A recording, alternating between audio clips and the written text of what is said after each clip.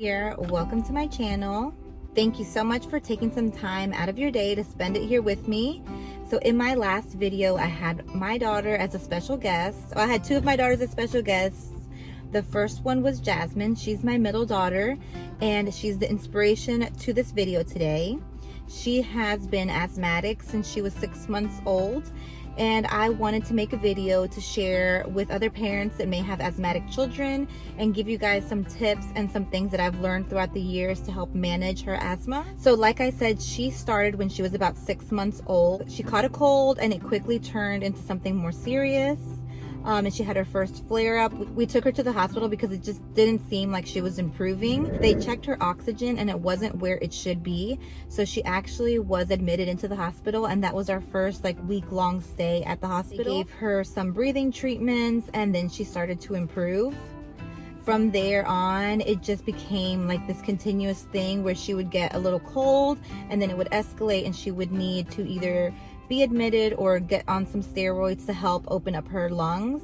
And when they're very little like that, they don't want to diagnose them as asthmatic, so they just called it reactive lung disease. We even had one time where we took her to an urgent care and they actually sent her through the ambulance to the hospital, over to the pediatric hospital, and that was a pretty scary experience. But the EMTs were so great. I remember they put her in this little car seat that they have in the ambulances, which I didn't know they had those, and they gave her a little stuffed animal. And then at the hospital, she had such great nurses and respiratory therapists, and they gave her a little book and little Lion King stuffed animal that we still have to this day. As she's gotten a little older, she's 8 now, and her asthma flare-ups have gotten a lot better. They have been a little easier to manage, and then with all the knowledge that we've learned, we've been able to kind of stay on top of things, and we haven't had to have any more hospital stays since she was about 2 years old. Everything we've been able to manage at home. We have all the tools that we need now. So the first tool that's really important, and that I want to make sure everybody has, you and your child's doctor need to come up with an action plan. And so the action plan is going to be a sheet of paper, and you're going to have on there, well, the one that we had, it was 3 different colors. It was green, yellow, and red. And so the green is, what you should be doing on a good day. So when she was younger and her asthma was a little worse, she did have to be on a daily medication. So it was a little tube of liquid that we would put in her nebulizer, which the nebulizer, it vaporizes everything. So she'll have the big machine, it'll have this tubing going into a mask. You put the liquid in the little mask, in the little cup underneath the mask, and then it turns into vapor, and they breathe that in. She was on that twice a day, every day, for about a year. I can't really remember how long she had that daily medication, but she was on that for some time. For the green part of the action plan, it said this is the maintenance medication that she needs to be having every day. On the yellow portion, it would give you advice on if she's having a little bit of symptoms, what you should be doing. Maybe doing the inhaler or the nebulizer every 4 to 6 hours to kind of keep that under control. And then on the red part, it would say if she was just very exasperated and she was having a really bad flare-up, they need to be given their breathing treatments, back to back, and then take them to the hospital or take them to their doctor's office. And everybody's is going to be a little bit different because some children have, different requirements. Some have worse symptoms. Some are quickly onset. Some are going to be onset a little bit slower. You want to make sure that you have this action plan in place and that you have a copy for everybody that's going to be taking care of your child. So if they go to daycare, you want to make sure that the daycare has this action plan. If they're in school, you want to make sure that the school nurse has this action plan, or anybody that's babysitting this child. If your child is old enough, you want to make sure that they also understand what the steps are and what they need to do. You want them to feel empowered over their health as well. Also, you want to make sure that you provide whoever is going to be taking care of your child with whatever tools that they need. So if you have the action plan and it says that they may need their inhaler, you want to make sure that you have an inhaler there with them in case they need it. Jasmine has an inhaler at home and she has an inhaler at school also, and she has had to have the nurse give her, an inhaler throughout the day when she's had flare-ups before. One thing I had seen one time in a Facebook group that I'm in for parents of asthmatic children is that someone had put an action plan together, and they made it super pretty, but it was just very busy. They had all kinds of decorations and stuff on it. I understand that some people like to add a little spice to things. You just want to keep it clear and make sure that what the information that's on there is understood. It does not need to be super pretty. You want to make sure that the medication that your child needs is given to them as prescribed. Like I said, Jasmine was on a maintenance medication for some time, and it was really hard for us to give her medicine every day, twice a day. I know that it's something that was helping her, but sometimes it's just so hard to just constantly give your child something and you don't know what the long-term side effects are. So there were times that we were like, maybe we can just go a week or so without giving it to her, so her body gets a little break from this. But then we would have a flare-up. So when your child needs it, you just have to give it to them as prescribed. I know we don't know what the long-term side effects are, especially when child is so small, but not being able to breathe is a lot harder. And so you just really want to make sure that this is something that you're keeping under control, because think about, I mean, you don't even think about when you're breathing, and imagine not being able to breathe properly. I mean, she would just be so tired and so weak because her body was struggling. Something else that I think is on the boxes of the medication now, but we were never told, even with all of her stays at the hospital, no one ever told us, and it may seem like common knowledge to others, but you just want to make sure that you brush their teeth after every breathing treatment, or at least rinse their mouth out with water. Sometimes she would be so sick, and then after her breathing treatment, she would be able to finally rest and fall asleep, and wouldn't want to wake her up to brush her teeth.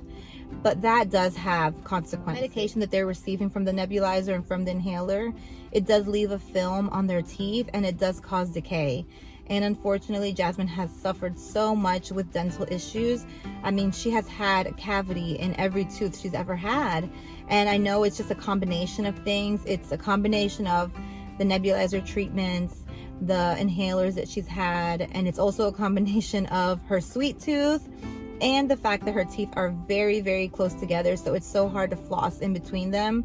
So with all of that combined, it's wreaked havoc on her teeth, and she has gone through a lot of dental procedures. So I just want to make sure that you know that when you give your child a breathing treatment, make sure to brush their teeth, even if it's just with a little rag if they're little with some water on it, or have them rinse their mouth out and get some of that off of their teeth. I think it's important to have a nebulizer and also an inhaler. I wouldn't rely just on the inhaler.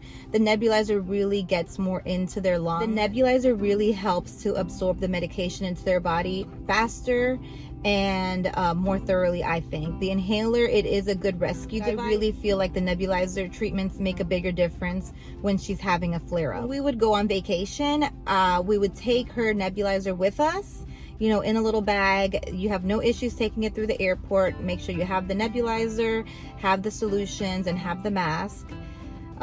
You could probably find an outlet almost everywhere, but if there is somewhere that you can't plug in the nebulizer and give them the treatment, definitely make sure that you have an inhaler everywhere that you go. They have a little bag, preferably personalized, with their inhaler and their chamber, because you never know when you're going to need it. And it's so hard when they start those coughing fits and you see them struggling and you just feel helpless. Another thing that's very important is to identify the early signs of a flare-up, and then also to identify what triggers them and then avoid those triggers.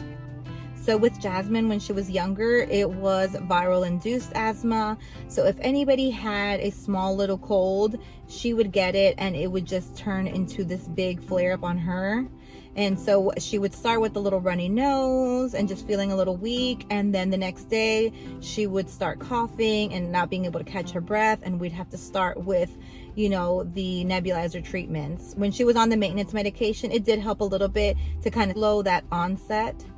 but she would still have a flare-up and we would still be on nebulizer treatments every 4 to 6 hours for a few days. Also been on steroids a lot throughout her life. Sometimes they just need that oral steroid to kind of help open things up and help that process speed along. The steroids are going to put them in a bad mood, so you are going to have a lot of patience with your child if they're going through this. I mean, their body is not working as it should, they're not feeling good, and then they're on these medications that make their body feel a little crazy.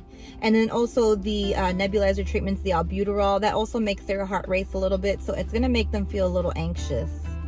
So just have a lot of patience with them. Everybody has a different tolerance level, and now it seems like her asthma is more triggered by the environment, more allergies, and so we try to have her on a allergy medication. So I give her the Dimetapp cold and allergy, and that was something that the asthma and allergy specialist suggested to me, especially this time of the year, to give her that every day, and that has helped with how often she's had flare-ups. Another thing that Jasmine kind of goes through when she starts with a flare-up, another thing that Jasmine has gone through is that when she is going through a flare-up, she really can't run or do any kind of exercise because it just becomes really hard for her to catch her breath.